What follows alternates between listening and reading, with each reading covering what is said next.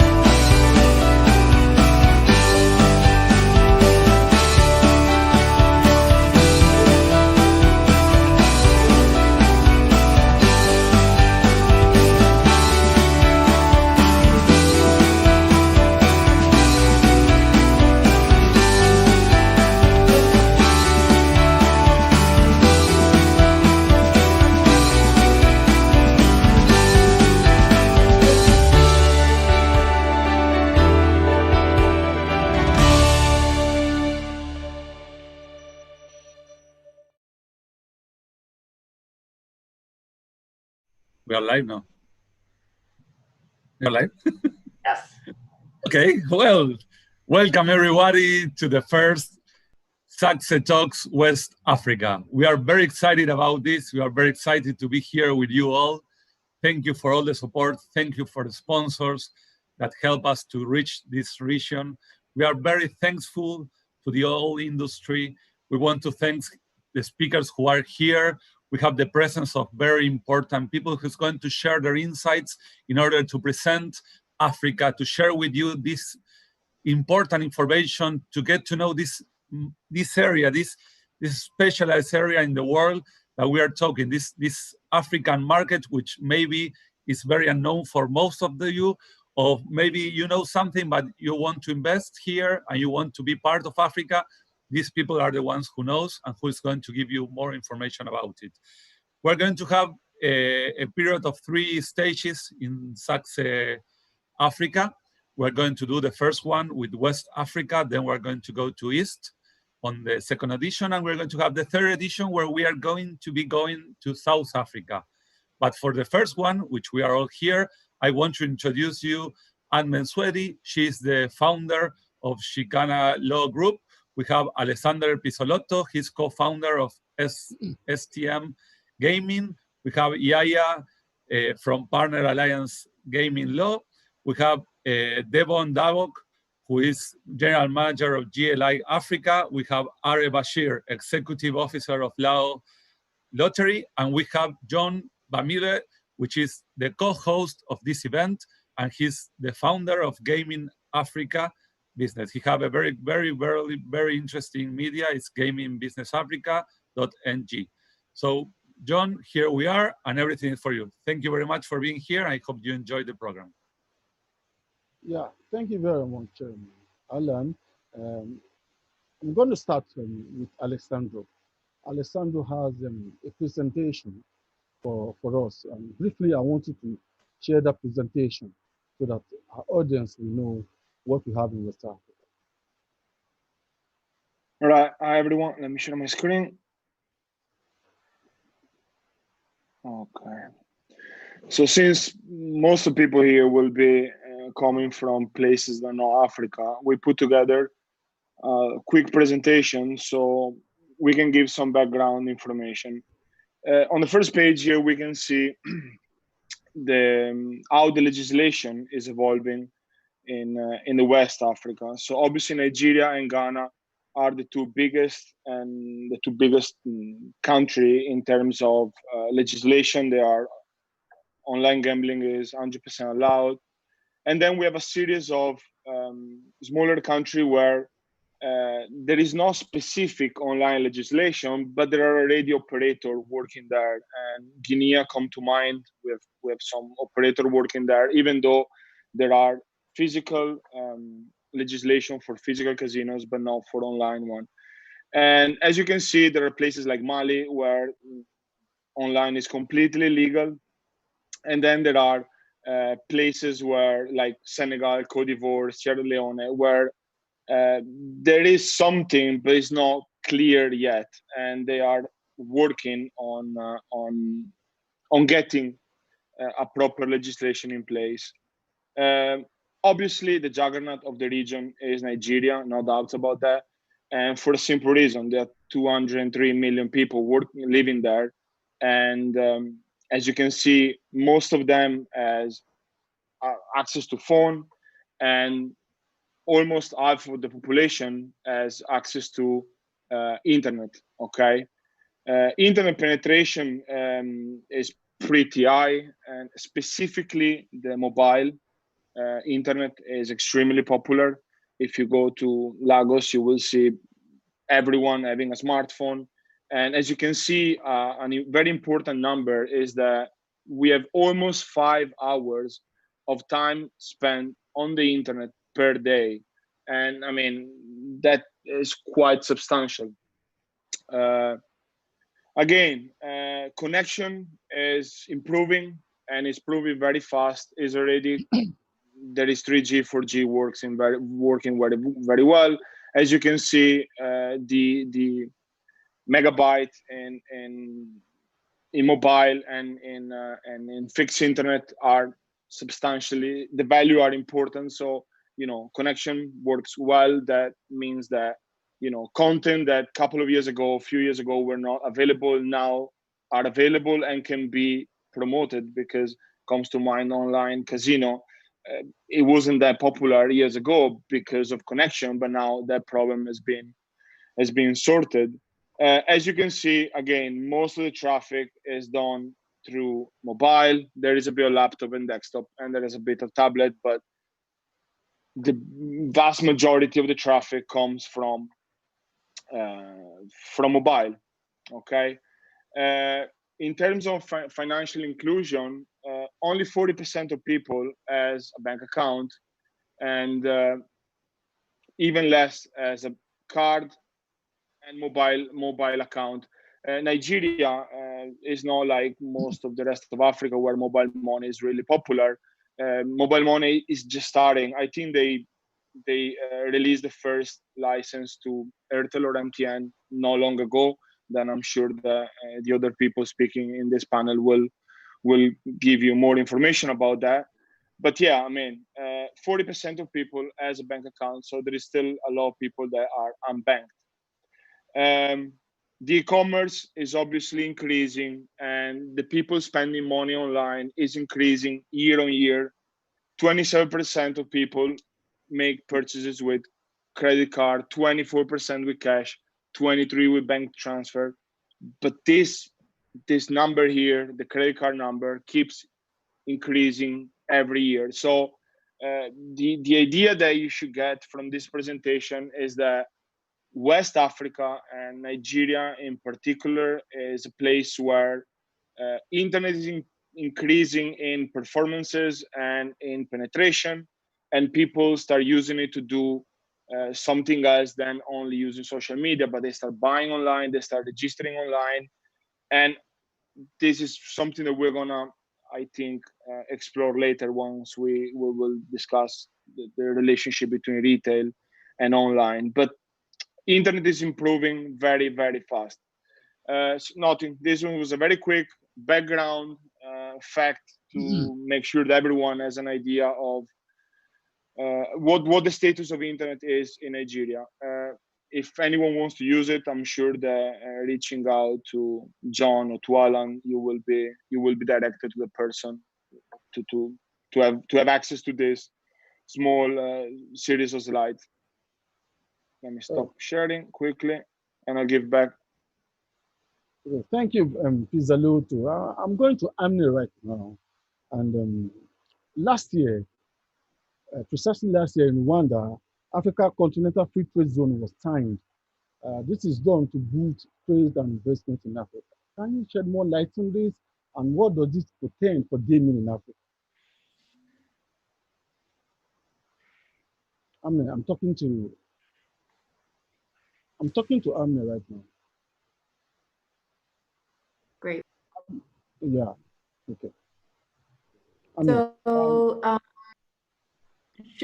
trade has been the motor of economic, social, and political integration of African countries for many centuries prior to the establishment of Africa's first regional body, which is the Organization of Africa Unity, which was in 1963. So there was always a strive towards boosting intra-African cooperation.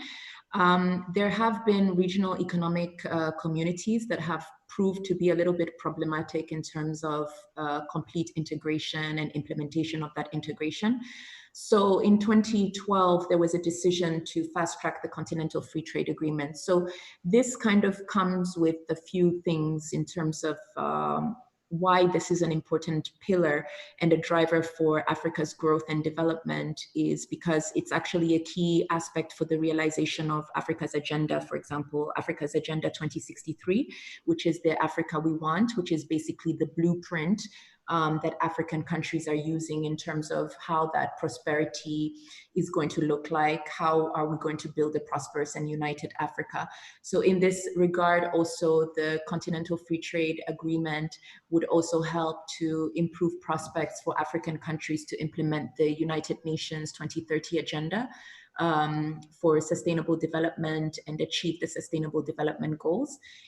It will also bring about consolidation of African economic integration process. And it's also just the basis for the formation of a continental wide economic space that would be boon for businesses. And it would also widen the internal market demand available to African countries to weather basically the global economic crisis that we've seen during the period of 2008 to 2012. So this is obviously excellent for any business because currently right now, the market is extremely different. So for example, if an operator was to go to Nigeria and follow a whole host of processes in terms of setting up business and conducting business, they would have to redo the same process in Tanzania or South Africa. And what this building this continental free trade area promises to do is basically streamline processes. And basically there will be no borders when it comes to doing business in Africa. So yeah, it would definitely impact positively to gaming companies as well. Okay. Yaya Mikori, this question is for you. Yaya is a gaming lawyer. There's an increase in the popularity of gaming in Africa than West Africa, and this has led to a lot of legislative reforms in the region. How far have we been able to do this? I didn't get that. Let me repeat myself. There's an increase in the popularity of gaming, okay, in West Africa. Okay, and this gave rise to legislative reforms. Okay, Yeah. how far have we been able to do this?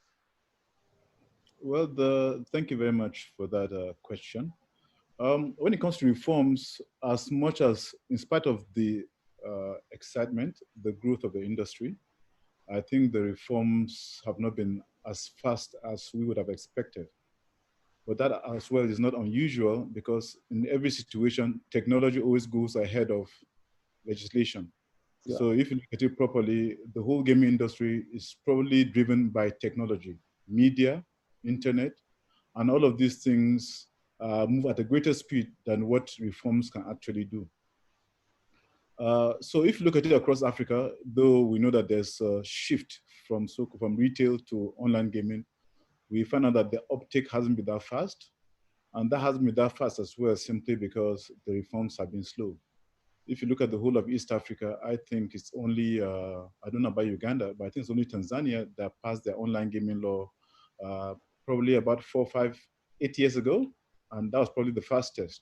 If you go to South Africa, the biggest economy there is clearly South Africa.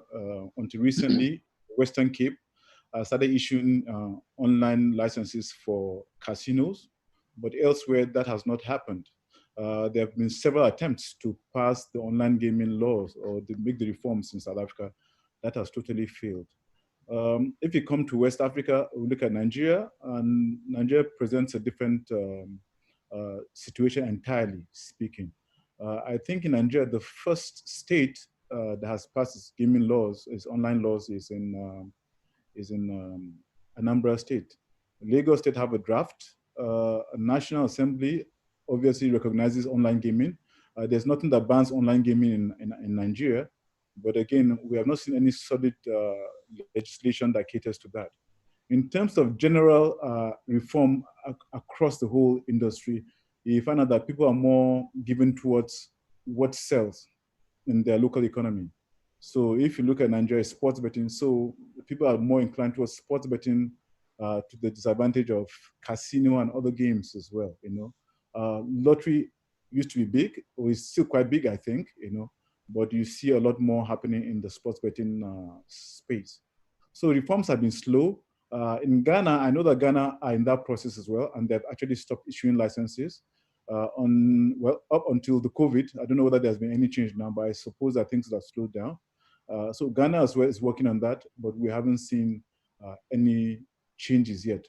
But suffice to say that there is nothing, apart from South Africa, I'm not aware of any country where online gaming is legal. I'm not aware of that for now. Thank you. Okay. I'm going to Bashir. Yaya said something, Bashir, I hope you're listening. Yes, Yaya said something that has to do with online gaming, regulating online gaming in Nigeria. As the CEO of the biggest, I believe, is Lagos State Lottery Board, is the biggest regulator in West Africa. I'm surprised to hear that online gaming is not law, is not in Lagos State. Thank you very much, and thank you for all other speakers on this forum. I think we need to realign our position according to what is on the book. In Lagos State, if you want to get our license, since 2008, we amended the 2004 law that says public online lottery. So if you read our law, it's on our website, it's a public online lottery. So Lagos State has that. And I think any other state or any other jurisdiction in Africa, West Africa, will be following Lagos State in this regard. So for the sake of those who are watching, there's certain things that we need to know. Lagos State as it is is the 5th largest economy in Africa with over 20 million people. As of 2019, Lagos State GDP is $136 billion. So if not for COVID-19, the IMF, International Monetary Fund, also predicted that Lagos State GDP will grow by 4%. So is the destination for any gaming or e-commerce company are coming to Africa because the population is there. When you combine the population of Lagos State, Nigeria, and West Africa, you can imagine the kind of market you have. And that's why some countries in Africa even try to, they're interested in becoming member of the economic community of West African nations. So, as Yaya have said, we have a draft of amended law that will be passed very soon. The law has gone through first reading, second reading, and COVID-19 has really slowed us down because, I mean, Lagos is a very dynamic state in terms of governance. And this state, since the return of democracy, we govern with methodology. So all these things, we predicted what can happen. Another thing that you may wish to know, as we speak, because of the nature of online gaming and the financial technology that is tied to gaming, especially online gaming, Lagos State, one of the reasons why they're installing infrastructure, broadband infrastructure all over Lagos now. So if you look down the road in the next 3 years, because we know our youths are upward, in their upward mobility. So if you look at that infrastructure development, so it's tied down to power generation, it's tied to broadband utilization because of the, because of the penetration of internet and utilization of it in gaming. We have in Nigeria, we have about 63% of our population are under 33 years old. And there comes what we call internet generation. So, and when you come to, like Yaya said, sport betting is a big deal. So we're looking into that and we're preparing an infrastructure to attract gaming operators to Lagos. So I'll switch back to you for other questions that you may have. Thank you very much, Mr. This question is for Devon Dalbert. I was told that you have a presentation to make on this program. Please present do your presentation right now. Thank you very much. Thank you very much, John, and good afternoon to you. I'm struggling a little bit to hear you. Your microphone is a bit muffled. Can you just repeat the question? Yes, I was told that you have a presentation to make on this program. No, I don't have a presentation. Okay. It's not the only presentation. Thank you. Okay. Okay, let me ask the question now. GLI works in the area of certification, okay? Yes. I want you to give us an overview of certification in Africa. Thank you very much, John. Yes, so you're correct. So just as a way of background, GLI, Gaming Laboratories International, is a test laboratory for the gaming industry. So our mandate is to test and evaluate any gaming product from land-based through to iGaming, through to live dealer sports, esports, sports betting, etc. We test and evaluate the product against the technical standard for that particular jurisdiction. Now, as you would have seen from the presentation that Alessandro gave earlier on, which was quite informative, thank you for that, there are a number of countries within West Africa that are starting and have got quite far down the line in terms of regulating the gaming environment, both from an online and a land-based perspective as well. One of the top jurisdictions in this area is, in fact, Lagos State Lotteries Board, who about 2 or 3 years ago adopted the GLI set of technical standards and are quite good at enforcing that and ensuring that any operators or manufacturers that come into that market, their products are compliant with the GLI standards. So that offers a level of protection, certainly for the players in the market, but also for the operators and the market as a whole, the industry as a whole. Ghana as well, we've been told very recently that they will also be adopting the GLI standards. So that makes it easier for a supplier or an operator coming into the West Africa market because if more and more of the jurisdictions are adopting one standard, it's one certification that the operator or the supplier needs to have for that market, and opens up a number of jurisdictions to them. Oh, okay. I'm going to Pizzaluto right now.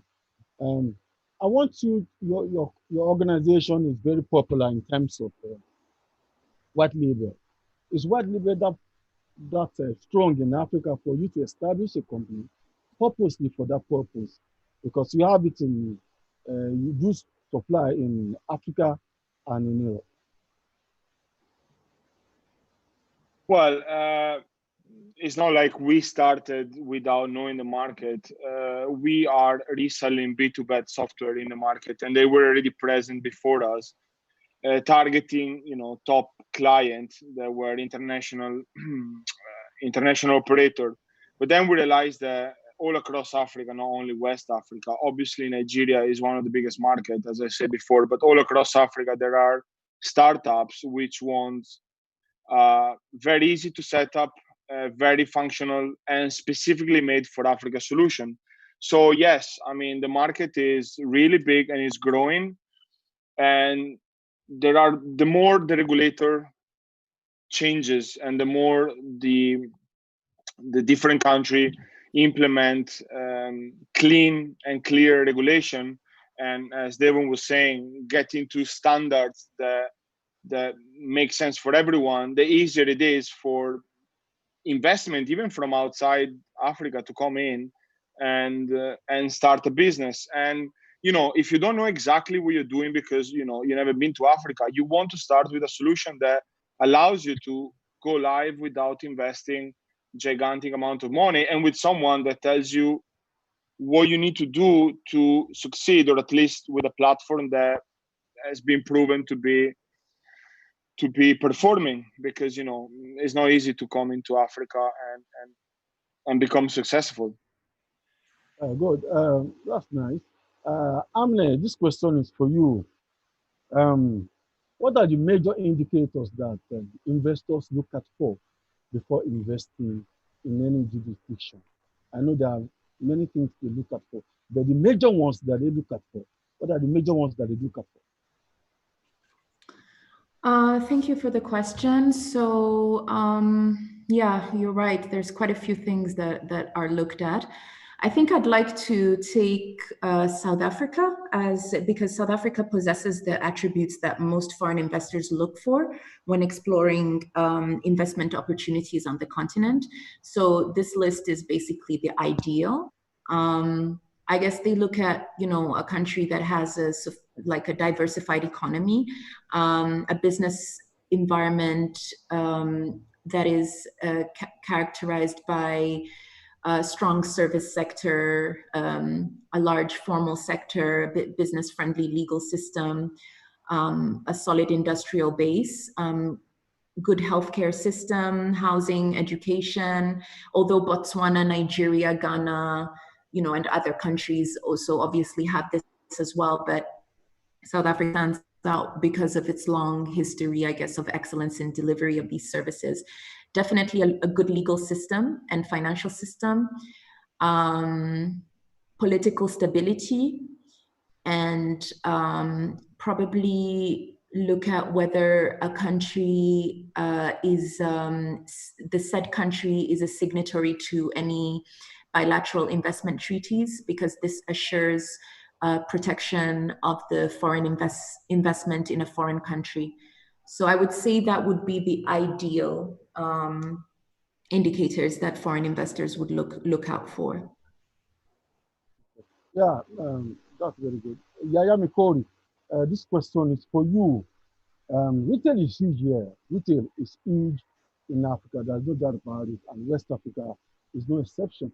That this clamor for a paradigm shift from retail to online. Okay, so are we really ready for iGaming in West Africa in terms of infrastructure and gaming? And in terms of infrastructure and regulation. Yeah, well, I think with the issue of the regulation, we have dealt with that. I think what's most important is that, like I said, with the exception of South Africa, we can really pick out any country that's banned online gaming in Africa. There might be a few, but I'm not aware of them yet.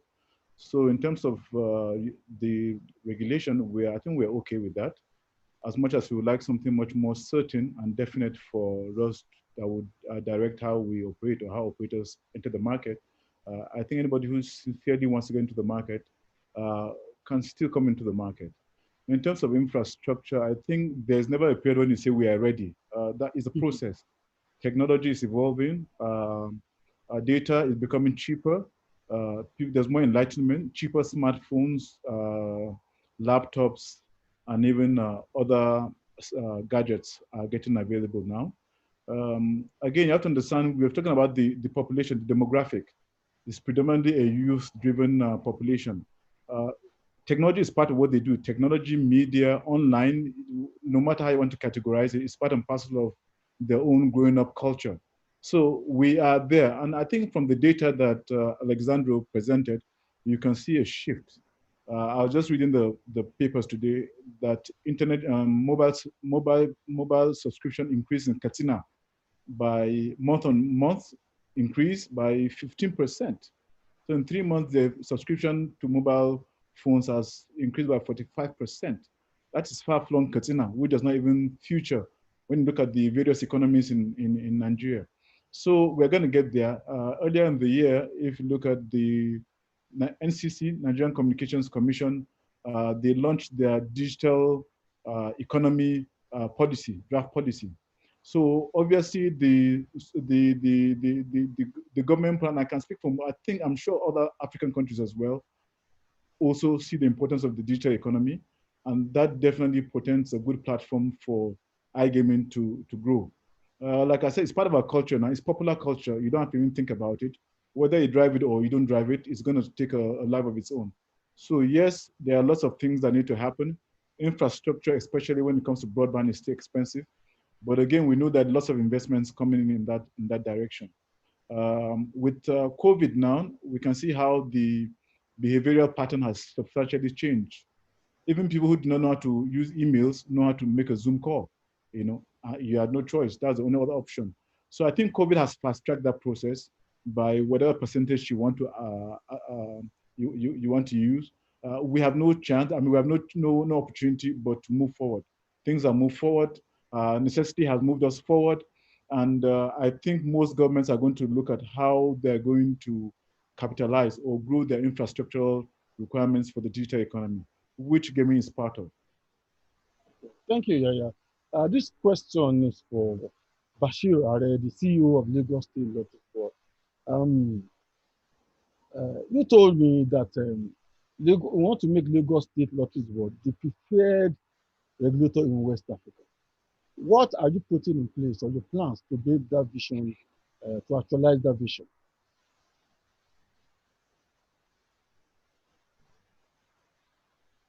Hello? I'm speaking to Bashir Are. Thank you very much. I can hear you. Yeah. Thank you. I said, Thank you very much. Part of your plan is to make Lagos State Lottery Board the preferred regulator in West Africa. What are you doing to actualize that vision? Okay. If you look at our logo, it says we regulate, we promote, and protect. And what we mean by that is we regulate the gaming industry, we protect the investor, and we also protect the punters. So one of the things we have put in place is to make sure that when the operator comes in, the winnings are delivered as promised. On the other side, we want to make sure our operators are protected. So we have a methodology, a strategy in place right now that if you are Lagos State licensee, we help you to interact with all other government agencies, be it environment, be it communication commission, Lagos State infrastructural renewal agency, telco companies. So all other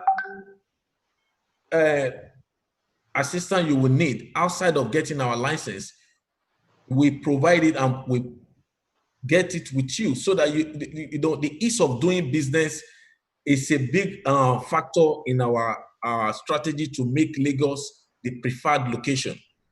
For example, most of my sport betting operators right now, they require to have SCUMO, which is a certificate for anti-money laundering. So before now, they used to have problem in getting it back and forth, back and forth. So we have established a relationship with the EFCC that when our operator needs this certificate, it's optional for them. If they need our assistance, they can route it through our office, and we deal directly with the government. So we have an intergovernment relationship to make life easier for our investor, because not all investors knows the environment very well. So we provide that additional service at no charge to them to make sure their operations, their setup is each free. And also, when you have issues with punters, we do arbitration and settlement. So to make sure we protect the industry from getting out of hand. So those are some of the things that were put in place. Another thing we did, in order to protect the customer, the punters, we have bankers guarantee that is required to be presented as part of the, to be submitted as part of the requirement to get your license. Before 2020, when you go to Nigerian banks to get bank guarantees, they require, let's assume, I'll use dollar for the sake of this forum. Let's assume you need $50,000 bankers guarantee to protect the punters, because some operators will come, get money from people play, and they will never pay. So to protect those that have license with Lagos State and the players, so we require this bankers guarantee. And before now, operators have to go to bank and deposit an equivalent cash of $50,000. So we have established a relationship with some financial institution right now that, look here, the license itself is an asset. So we want you to issue bankers guarantee to our operators based on asset debenture, so they can use their cash to do their business. So those are some of the things, some of the strategy that we have in place to make life easier for our operators, and thus making us to become the preferred location for gaming operations. But naturally, we have fifth largest economy in Africa. We have over 20 million people. The infrastructure in Lagos State with the broadband infrastructure, the head office of the telcos, and funny enough, I've been involved in mobile money sector for some years now, maybe since 2011. So the first license was issued in 2011, and mobile money in Lagos is expanding continuously. So we're going into the interland, and most of the operators now, they are now using mobile wallet instead of having bank account to register with operators, so they can have a good time on leisure gaming. So those are some of the things that we do to make our state the preferred location for the business, aside from our economic advantage, over 136 billion in our GDP in 2019. Thank you very much, Are.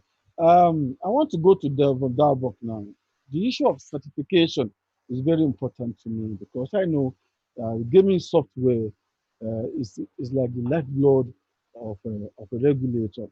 But we have some of an operator, but we have some operators still patronizing substandard gaming software. What should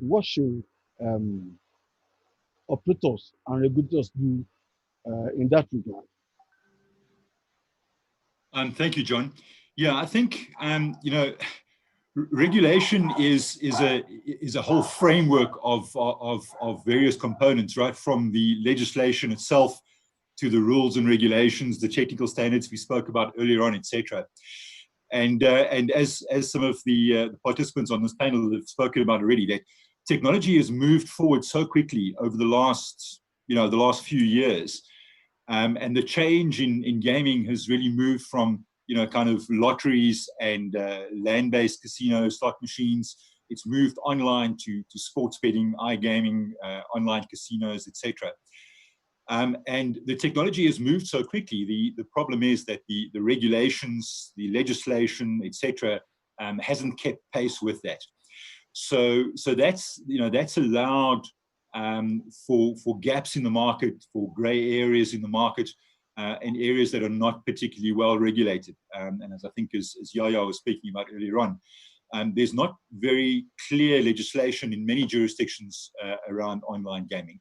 So as I said, it really starts with the regulator having a clear policy in terms of what they're trying to do.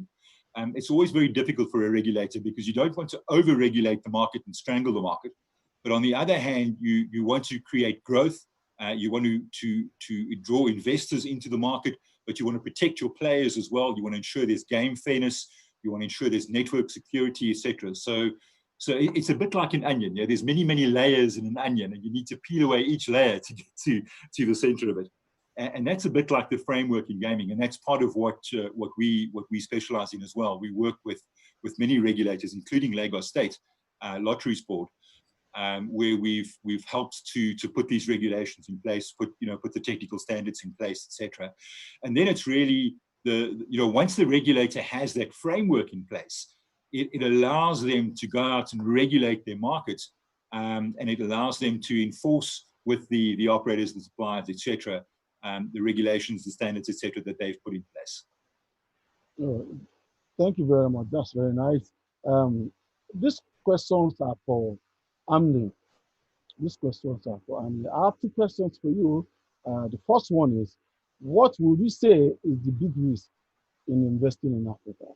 Then the second one is, do you think the economic boom we witnessed in the past 3 to 5 years will last in Africa for a long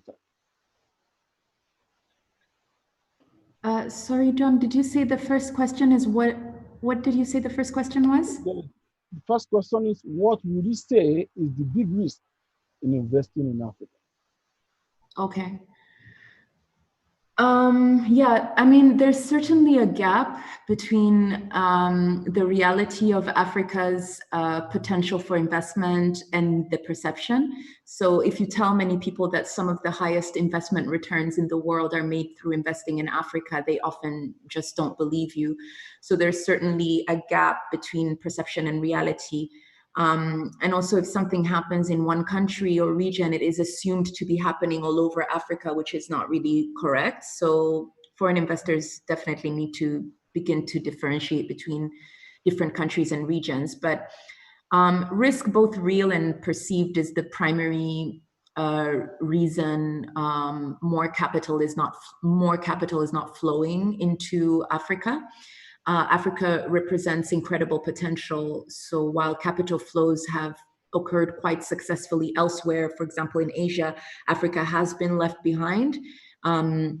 Despite Africa's enormous potential, low-cost labor, vast natural resources, investors, remain quite wary. They're afraid of putting their money in a place which all too often is perceived as a continent, racked by war, famine, AIDS, and corruption. To be honest, there's just so much out there that talks about the real and perceived risk in Africa, and I can name a few since you've asked, which is vulnerable fiscal and monetary policies, high tax rates, currency volatility, inflation rates, nationalization issues, maybe weak or inadequate infrastructure, skills shortages, and a lot of red tape. But I just want to close on that question by saying that there is newfound momentum of growth on the African continent, and that is actually been the case due to an increase in overall peace, reduction in incidents of conflict, favorable economic and business environment compared to the past, improved infrastructure, increase in investment to youth education, and a clampdown on corruption. So we're seeing that governments are taking a lot of measures to kind of improve the business environment and to reduce the risks. So yeah, that's what I'd like to say about that. That's nice. This question is for Pizzaluto. Your organization, to a large extent, is successful in Africa. How easy is it to do business in Africa, and to be specific, in West Africa, or difficult to do business in West Africa? Well, thank you, John. From our side, it's pretty easy to do business because obviously we supply a software to local partner. The main challenge that we still face is, moving money outside Africa because, as Amne was saying, the local currency tend to fluctuate a lot, especially speaking of Naira recently. Naira in the last few months has been, going down a lot. So those are mainly the focus, the problem that we have. In terms of operating, is pretty simple for us to operate in all across Africa. You just need to find, the right local partner. And to connect a second to what Amne was saying, I completely agree. The reason why some foreign investment doesn't come to Africa is because they still perceive Africa as very unstable place, which is not really the case. You just need to find the right partner in each country, and then each country on its own has their different situation, because you cannot compare, I don't know, Nigeria with some other smaller country. And so I don't really see any problem in working in Africa. You just need to, whenever you go into a country that you don't know, you need to make good relationship with the partner you're gonna have, and you need to learn how to operate in that specific area. But again, we had no problem whatsoever. The only problem that we'll still face, as I say again, is moving money out of it, because again, sometimes the currency fluctuates a lot. But besides that, I think it's actually a very easy place to work, and African people in general are very welcoming. So I think more people should think about investing in Africa and operating in Africa, because as Amne say, the opportunity and the ROI that you can generate is extremely high compared to other places in the world. Yeah, that's nice, because a lot of foreign investors, a lot of Europeans and America think that investing in West Africa and Africa is a high risk. That's welcoming. This question is for Yaya Mikori, and it is specifically for Nigeria. There's always a clash between the federal and the state when it comes to regulation. There's always a clash between the federal and the state when it comes to regulation. The federal is always fighting the state that they have more powers, and the state will tell them, no, regulation falls under our jurisdiction. What do you have to say for this? Well, that is a very, very, that's like a booby trap. Because I have my sentiments, and I also know what the law says, and I also know what ought to happen. It can go either way you want to argue. But it's not unique to Nigeria. Let's look at Germany. Germany had the same situation, and I don't think Germany has resolved that. I think most of the provinces in Germany had to come into an MOU to see how they could resolve some of the key differences there, especially when you are talking about iGaming, interstate commerce, all of those things, they're all interlinked. So with national, if you look at the constitution, we know what the constitution says, or at least we know that very clearly that gaming, lottery, and the rest is not part and parcel of the exclusive legislative list, which means that it falls under the residual, because it also does not fall on the concurrent list. So based on that, we will say that states actually should have total control on what happens in their own jurisdictions with respect to gaming. But then again, we also have some judgments whereby the judge, I think it was the Federal High Court ruling, where it said that, well, though national lottery, though the constitution says differently, but National Lottery came about as a result of an act of the Federal Republic of Nigeria, of the joint houses of assembly and House of Reps. And so it should be treated as such. So again, we have that situation. So how does it go? I mean, who do you resolve this in favor of? I think at the end of the day, Nigeria is the biggest loser, unfortunately, in the sense that it still portends a kind of risk, as Amni spoke about, when you have conflicting laws and you have double taxation looming for your business. So what I would have hoped was that from a legal point of view, that this thing will be taken before the Supreme Court of Nigeria so that it can be properly, there can be proper legal opinion, a ruling from the Supreme Court so they can put a stop to this confusion. The reality of it is that gaming is only going to become bigger. With the digital economy, it's nowhere going to stop. It might have a slump, but again, more people are being incorporated into that bracket. With people losing their jobs as a result of COVID, many people are going to fall into gaming as a source of revenue. So it's never going to go down. The value might go down, but the participation is only going to grow.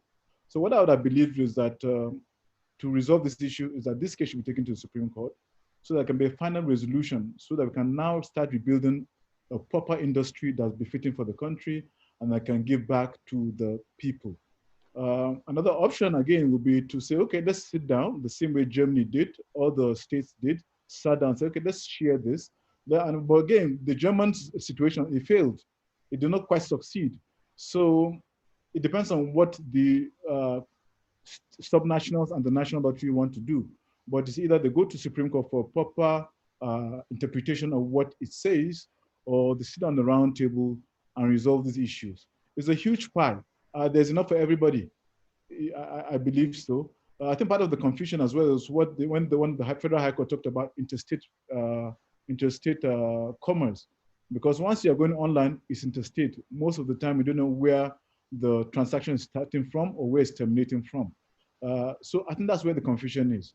I cannot give any kind of verdict on that, but I think there are two options. It's either we sit down and resolve the issue amicably and go into an agreement, or we take this issue before the Supreme Court and get a proper interpretation of how this is going to play out. Okay, thank you. Yeah, thanks for the exposé. I'm going to Mr. Arena right now. If for an investor, if you obtain a license from the Lagos State Lottery Board, what does that give you? Does that give you the ability to trade online and do retail as well? Okay, thank you. What my response is going to be based on the position of the law, not my sentiment, not my emotion. And I'm going to give you some examples. I'm very happy that Yaya has been truthful and honest and transparent about his response on this issue. The issue is, as of today, we're practicing a federal system of government in Nigeria. And there are instances that we can borrow from: Canada, United States. So what has happened is that now one of the ways that we're trying to settle this issue, now we have Association of State Gaming Regulators, so that of which I am the chairman. So what we're trying to do is to have some kind of uniform standard, so that operator will not go to one state and different state and have different issues. So it's also an avenue for operators to reach out to the association, and this issue can be settled once and for all. But on the position of the law, as of today, the Constitution says the state has the power, just like Yaya said. And the case is already in the Supreme Court for proper interpretation of the Constitution. Or what has happened sometimes is that, there will be some act of parliament. Even in the United States, it happens up to today. The act of parliament will contradict the Constitution, and that cannot work.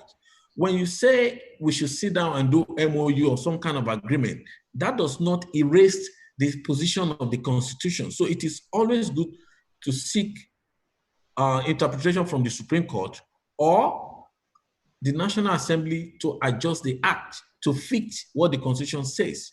So we're working on both ends to resolve this issue because Nigeria is losing. And one thing that we have to have in mind is every state in Nigeria is a shareholder in Nigerian project. Every state is a shareholder. So what is Nigeria? It's the state. The 36 state comprises of Nigeria. So they are the loser. So we understand this, and that's why we formed an association, especially for foreign investors, to have one umbrella of state regulators to talk to. And conversely, the association will also engage. We're engaging the National Assembly, we're engaging the Supreme Court. So in due time, because this thing must be settled once and for all, in due time, we should be able to resolve this issue. The Supreme Court case is coming very shortly towards the end of the last quarter of this year. So I'm sure it's not a personal issue, it's a constitutional matter that needs to be resolved once and for all. Because if it is resolved through the Constitution or through the Supreme Court, then the operator will have a peace of mind. But in conclusion to this question, any operators that wants to come to Nigeria, I will advise you, Lagos is the most populous, the biggest economy, and the most conflicting. So if you are successful in Lagos, more than likely you will be successful in another state.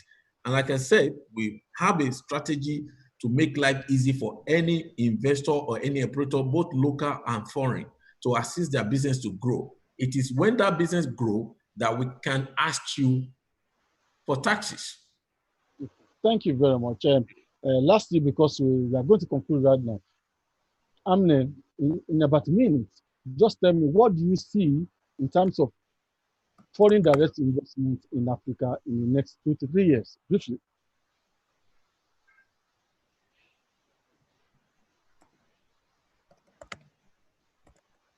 Hello, Amne, I'm talking to you. Hello? Amne, hope you're hearing me. Amne, hope you're hearing me. Yes. I'm not hearing. Okay.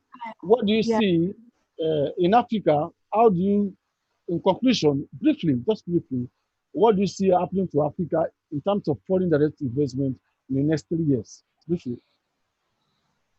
Definitely, the FDI is just going to be increasing I believe. I mean, if you look in terms of like the World Investment Report by UNCTAD of 2019, which is the most recent, it basically shows whilst there was a global decline in foreign direct investment, the flows actually to the continent rose and have been just increasing year on year. So there is no reason that is going to change. And it's going to be even more interesting once there is the operationalization of the Continental Free Trade Agreement, because that's definitely going to be a very, very interesting component for investors, because I think it would make it more cost efficient, faster also to just move from market to market. Because currently what you're seeing anyway is that no investor really comes and only invests in one country, perhaps maybe Nigeria, maybe the market is big enough, but most of the time investors, when foreign direct investment does come into the country, you're looking at several investors are looking at several markets. So I think with the Continental Free Trade Agreement, this is going to really increase even more the foreign direct investment. So I definitely see only positivity. Okay, this one, in conclusion, is for Pizzalotto. Tell the audience why it is good to invest in West Africa. It's an interesting place. Tell the audience, because I've been. Well, it's a really interesting place, and there are a lot of opportunity that in some other places are already gone. I obviously can speak about gaming mostly because that's the business I know better. And what I've seen a transformation in Africa that is going from retail to online. So all the operators that are doing online in Europe can come into the market in a fairly easy way, because acquiring license is not that complicated. And as Mr. Bashir said before, Nigeria particularly, but many other countries, the regulator tried to help actually to bring this investment in. And the return of investment in gaming particularly is extremely interesting if compared to Europe, where the cost per acquisition of a player is extremely high and the competition is extremely high. In Africa, the online is still, I would say, unexplored. I wouldn't say unexplored, but at the beginning of his history, so acquiring player is still cheap. And so for people, for operator, there's a lot of experience in more complex markets like Italy, like UK, like basically everywhere in Europe where there are very, very tight regulation on what you can do and what you cannot do. Try to open up a different part of your business in Africa might be a very good solution for a long-term profitability. Yeah, this one is for Yaya Mikori. In terms of foreign investors and looking at regulations, because I believe that's the forte. What is your own conclusion when it comes to regulation in West Africa? Like I said earlier on, different countries have different models. In Sierra Leone, they basically have one licensed operator based on their act. And of course, concessionarily, a license was given to another operator in Sierra Leone. But of course, my dealings there show that there are a lot of more inquiries. So we probably will see the government in the next few years look at the framework they have and open it up to other people to operate in the market. If you look at Ghana, we spoke about Ghana. The Gambia, of course, a Muslim country. They had their issues with casinos. I don't know that that's been resolved now. But obviously, they are kind of opening up to the idea, and it's a tourist place.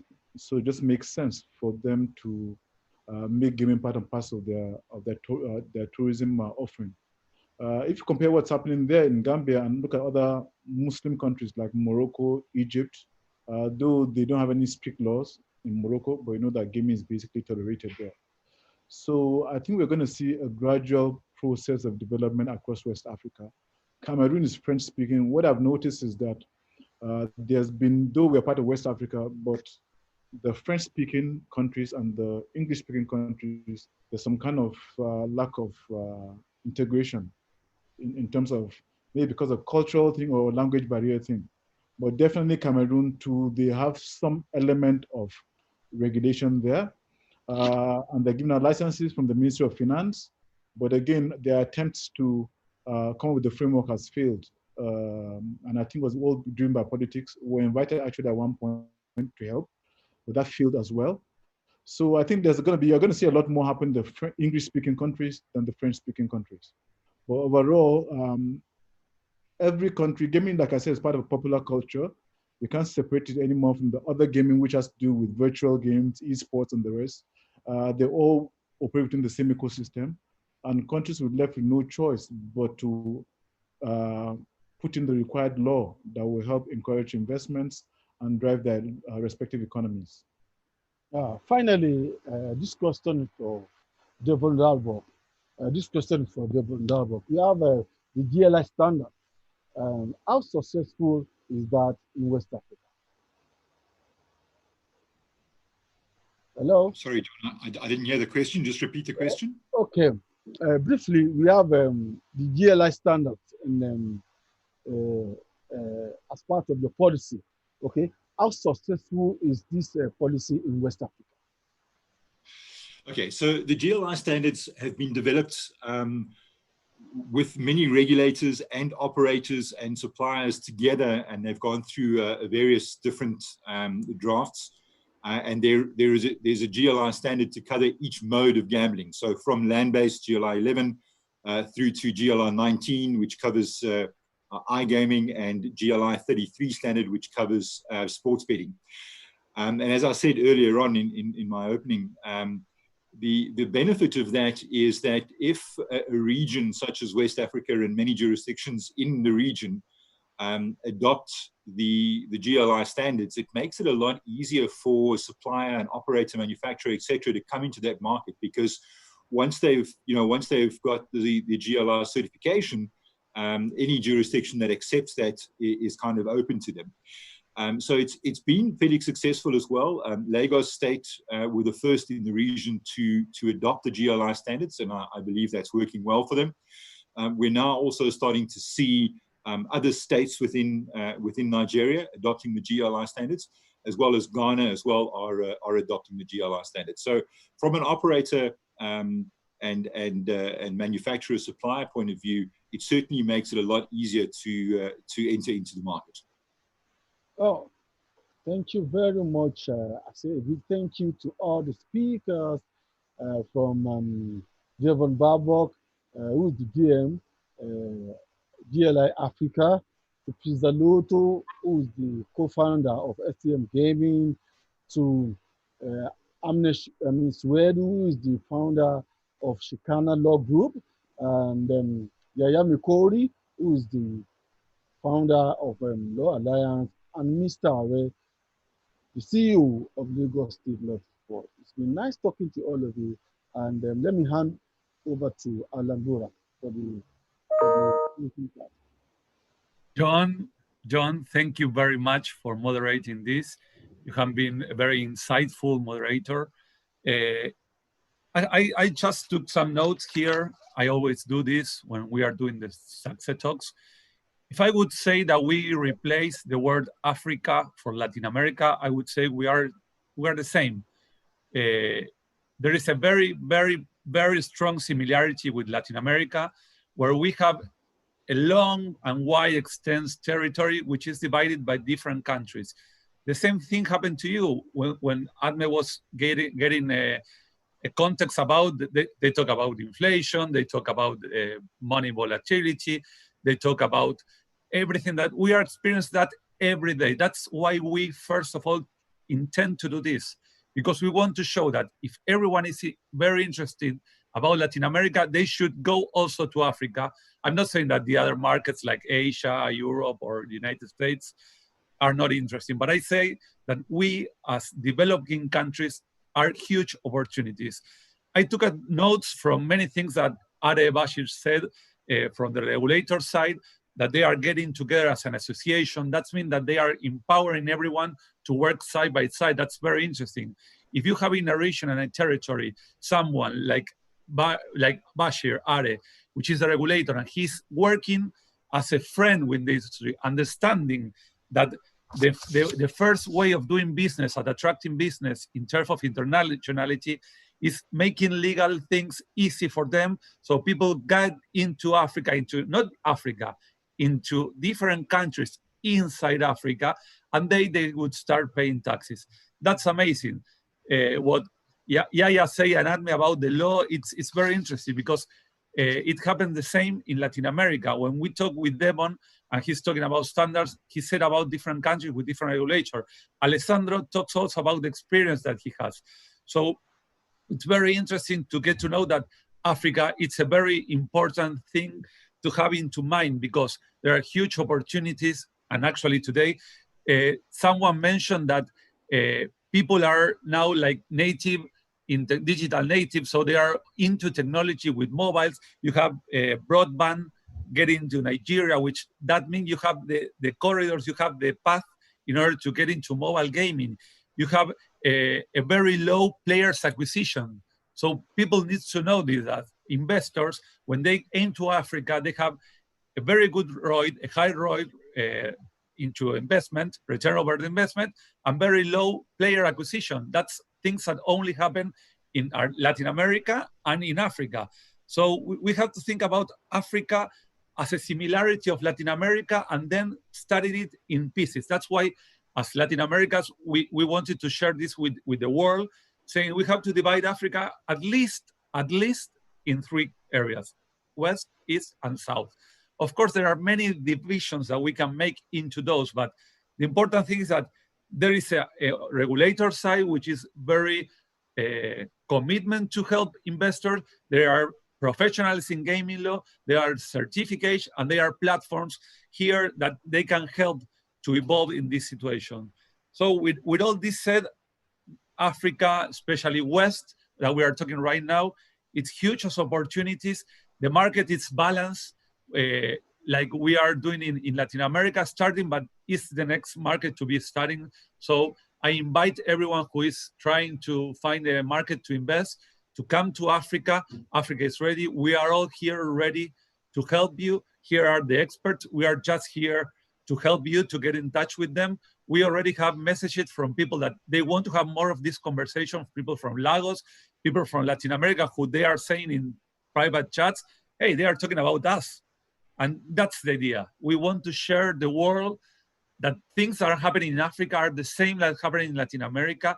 And if people are investing so much money in Latin America, they should also think about Africa and the different countries, especially on the west side in Nigeria. Of course, we have here the regulator from Laos, and they are making this association. So there are ways to get into that market. So once again, I want to thank you all for this opportunity.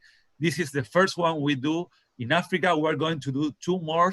I have the feeling that this is just the starting of a very long relationship that we are going to do. Thanks again, Sean, again for all this, because as we said at the beginning, this was an idea that was raised and born with John a long time ago, and we make it happen. Says Adme, thank you so much for being here. Are, Devon, Yaya, and Alessandro, and all the people that make this happen. I know that we are going to make a lot of things together. So once again, thank you very much for being here. Subscribe to the channel in YouTube so you receive notifications. But anyway, this was the first step of a huge highway that we're going to share together. So once again, thank you all for being here, and I hope you enjoyed this. Thank you very much. Thank you, and see you next time in SAGSE, West Africa. Thank you.